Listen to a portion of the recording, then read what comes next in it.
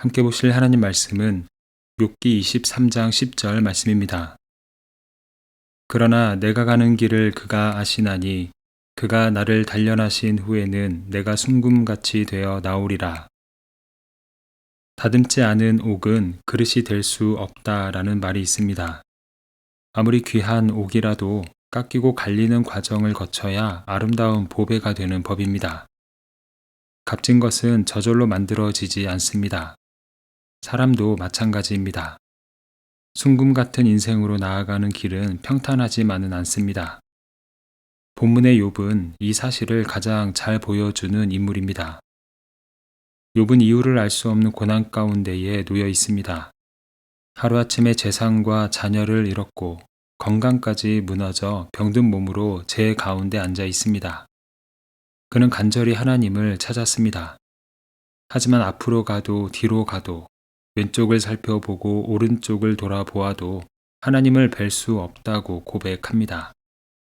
고난 속에 있는 그의 자리는 하나님이 어디에 계시는지 알 수 없는 자리였습니다. 그런데 바로 그 자리에서 욥의 고백이 새로운 방향으로 나아갑니다. 그러나 내가 가는 길을 그가 아시나니. 절망의 상황 속에서 하나님을 찾을 수 없지만 하나님이 자신의 길을 알고 계신다고 고백합니다.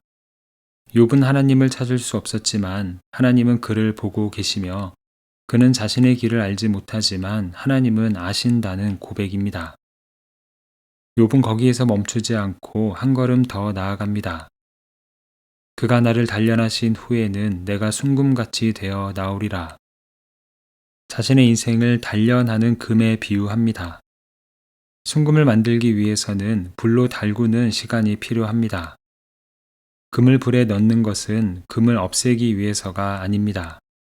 찌꺼기를 걷어내어 본래의 빛을 드러내기 위해서입니다. 욥은 고난의 과정을 통해 하나님이 자신의 인생을 더욱 빛나게 하실 것이라고 선포합니다. 욥은 어떻게 이처럼 어려운 상황에서도 소망을 품을 수 있었을까요? 한 표현 속에 그 답이 있습니다. 욥은 그가 나를 단련하신 후에는 이라는 말을 합니다. 특히 후에는 이라는 표현이 눈에 들어옵니다. 욥은 지금 너머에 있는 미래를 바라보고 있습니다. 지금의 모습이 인생 마지막의 모습이라고 생각하지 않은 것입니다. 하나님께서 이 시간을 지나게 하시고 이전보다 더욱 빛나는 모습으로 세워주실 것을 바라보았던 것입니다. 하나님께서 써내려 가실 새로운 이야기가 남아있다고 믿은 것입니다. 성도는 두 눈을 가져야 합니다. 하나는 현재를 보는 눈입니다. 현재를 보는 눈은 우리에게 주어진 지금의 삶에 충실하도록 합니다. 동시에 미래를 보는 눈을 가져야 합니다. 하나님이 이루실 미래를 보는 것입니다. 욥은 자신의 지금이 무너지려 할 때에 하나님이 이루실 나중을 바라보았습니다.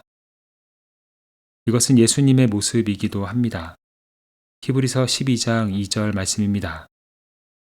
그는 그 앞에 있는 기쁨을 위하여 십자가를 참으사 부끄러움을 개의치 아니하시더니 하나님 보좌 우편에 앉으셨느니라.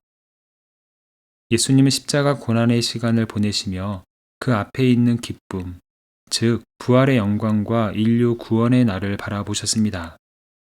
예수님이 바라보신 미래는 헛된 기대가 아니었습니다.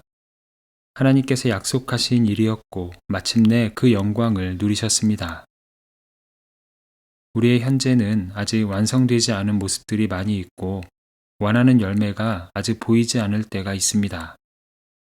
그러나 우리의 삶에는 지금의 모습만으로는 알 수 없는 하나님의 이야기가 남아있음을 기억해야 합니다. 하나님은 우리가 걷는 길을 아시며 모든 시간들을 통해 우리를 더욱 깊고 아름답게 빚어 가십니다. 그래서 시간이 흐른 뒤에는 이전보다 단단해진 믿음, 그리고 넓어진 마음과 맑아진 영혼으로 서 있는 자신을 발견하게 될 것입니다. 책을 읽다 보면 책 속의 주인공이 어려운 시간을 보낼 때가 있습니다. 모든 길이 막힌 것 같고 이야기가 이대로 끝날 것처럼 보이기도 합니다. 그러나 우리는 그 장면이 결말이 아니라는 것을 알고 있습니다. 아직 남아있는 책의 페이지가 우리의 손에 잡히기 때문입니다. 그리고 한 장씩 넘어가다 보면 뜻밖의 길이 열리고 앞서 지나온 일들의 의미가 새롭게 드러나는 것을 경험합니다. 우리의 삶이 이와 같습니다. 지금의 한 장면만으로 인생 전체를 판단할 수 없습니다. 하나님께서 써내려가시는 우리의 이야기는 아직 끝나지 않았습니다. 오늘 이해할 수 없는 일도 다음 장을 위한 준비가 될 수 있으며 마침내 하나님은 모든 시간을 이어가시며 순금처럼 빛나는 이야기를 완성해 가십니다.